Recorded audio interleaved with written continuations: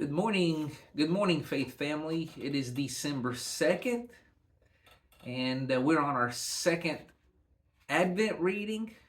We're using David Jeremiah's book, Why the Nativity, where he asks 25 compelling reasons we celebrate the birth of Jesus. And every single question is a why question. Today's why question is, why did God become a man? In the beginning, there was God. And being God, he created.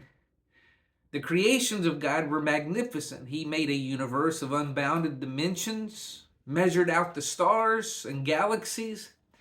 Its size was matched by its vast complexity and the intricate dance of atom and molecule. The range of his artistry, his color, his sound, his silence reflected the wealth of his power and love. But God wanted more than worlds. So he created life. He turned to his special world, the earth, and he filled it with plants and animals, monstrous and microscopic, a kingdom of moving and breathing and even thinking creatures, all fashioned in wild variety.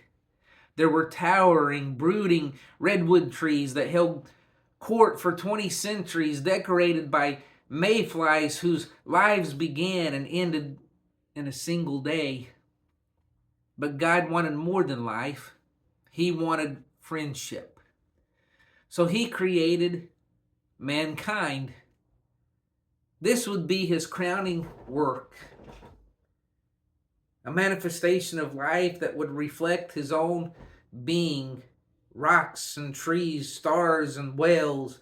These were wonderful, but they were not his children. Men and women, as he made them, would be the close-knit family of an infinite God, clothed though they were in flesh and blood.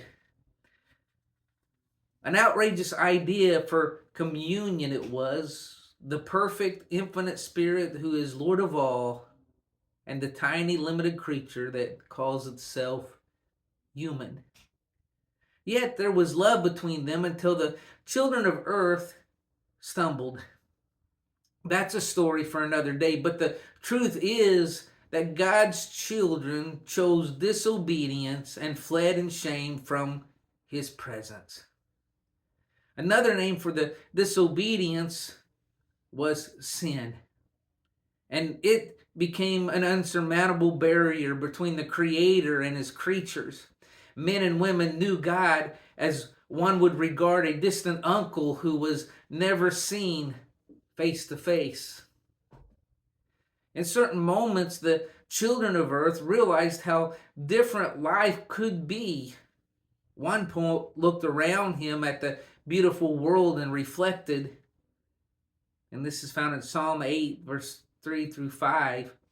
When I look at the night sky and see the work of your fingers, the moon and the stars you set in place, what are people that you should think about them?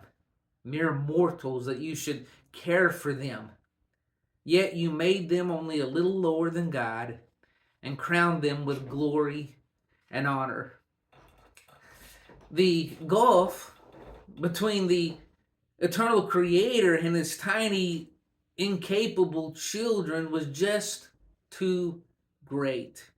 And as a result, many ignored him completely.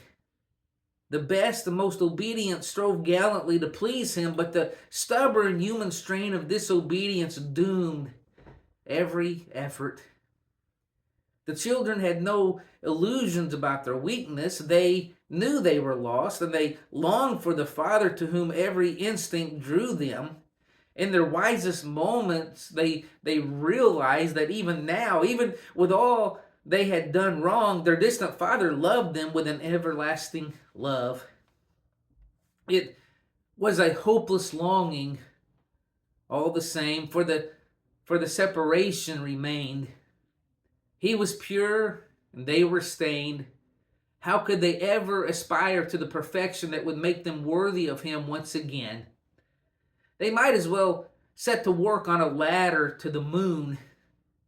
If the children felt their loss too bitterly, how much more severe was the pain in the father's heart? It was so great as his love was vast. As is true for any parent, his children were his greatest joy. They had failed him time and again, each of them every day, yet his affection for them was undiminished. He loved each child perfectly, boundlessly, as if that little one were his only child. So the Father yearned through the centuries and the rise and fall of civilizations, never ceasing to reach out to his prodigal family. He did this in every possible way through the glories of his creation, through the immeasurable gifts he gave them, through the words of prophets and teachers. He dispatched his servants with countless messages that said the same thing in 10,000 ways. Come home. Come home. You are loved now and forever. The great problem must have a solution. The first order of business was to reintroduce the children to their father.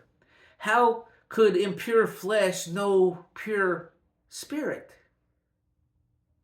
There must be a way that men and women could know what God is like and therefore realize what life can be. The full extent of that, of course, was greater than the capacity of their understanding. For example, they could never comprehend the nature of heaven. To do so, they would need to enter those gates, and in their tainted humanity, they could not do so. Yet, heaven could come to them.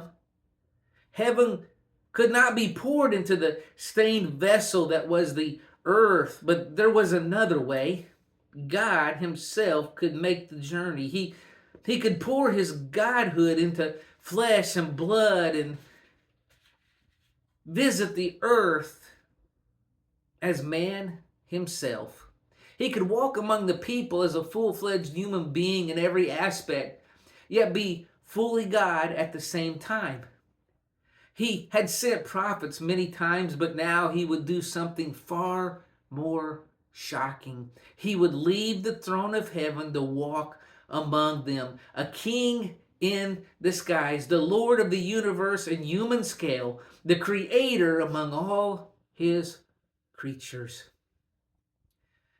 Then the nature of God would be clear to all. People on earth could see what God was like. They would behold his perfect love and faithfulness, his unbounded devotion, even to those who were sick or small or dark-hearted. They would know the things that mattered to him. And in that incarnation, they would see a perfect model of what life could really and truly be. All of this must happen if God and humanity was ever to be reconciled. So the Lord of the universe invaded this world. He entered our world through a doorway called Bethlehem, and the world was changed forever.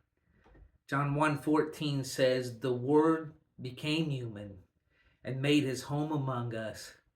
He was full of unfailing love and faithfulness. And we have seen his glory, the glory of the Father's one and only Son." That is why God became a man.